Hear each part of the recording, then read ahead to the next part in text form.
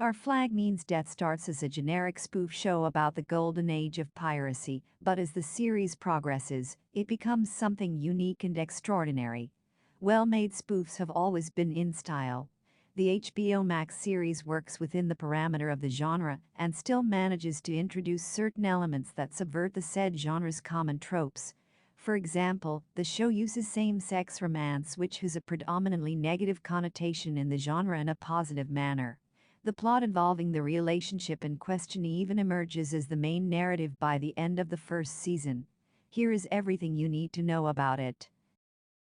Episode 9 and Finale Recap. In Episode 9, titled Act of Grace, Chauncey interrogates the crew of the Revenge about the murder of his twin brother. Blackbeard Taika Waititi tries to claim that he was the one who murdered Nigel, but Chauncey doesn't believe it. Stede's Rhys Darby Journal is found, and the entries in it, though preposterous and exaggerated, do offer some versions of the truth. Eventually, convinced that he has only caused suffering and death in his attempt to escape from his boring life, Stede confesses to murdering Nigel. Both he and Blackbeard are supposed to be put in front of the firing squad, but Izzy convinces Chauncey to release his captain to his custody. Just when Stede is about to be executed, Blackbeard invokes the Act of Grace, a proclamation issued by King George that declares that he will pardon any pirate who forsakes their life of crime and fights for the British crown in its war against Spain.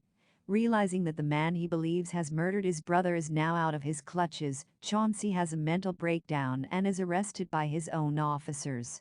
Stede and Blackbeard are subsequently sent to the Royal Privateering Academy for wayward seamen. There, Blackbeard further embraces the Ed part of his personality.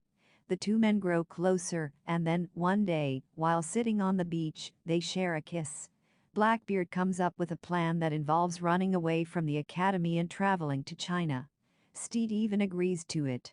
However, on the night they are supposed to escape, Chauncey comes to confront Stede and accidentally kills himself.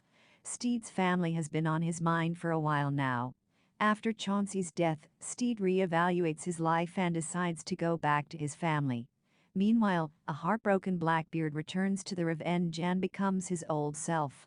In Episode 10, titled Wherever You Go, There You Are, he even throws Lucius off the ship, presumably killing him. He cuts off Izzy's pinky toe and makes him eat it as a warning.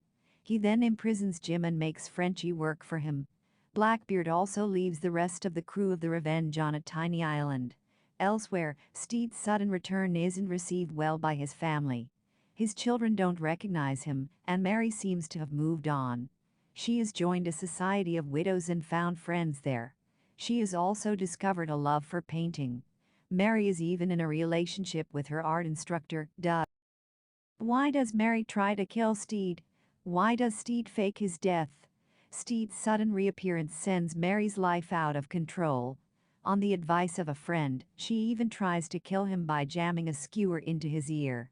Fortunately for Stede, he wakes up in time and stops her. At the academy, Stede learns that he has been declared dead. In his absence, Mary has built a life for herself and her two children, and her husband no longer has a place in it. When Stede left his family behind to become a pirate, it definitely hurt Mary, but she has evolved beyond that pain. She now knows that Stede was ultimately right when he said that they both deserve love in their lives. After his disappearance, she has found it with Doug. That, along with her sense of independence, gets inadvertently taken away by Stede. After surviving her attempt to kill him, Stede realizes that he needs to vanish from the lives of his family members once more, this time permanently.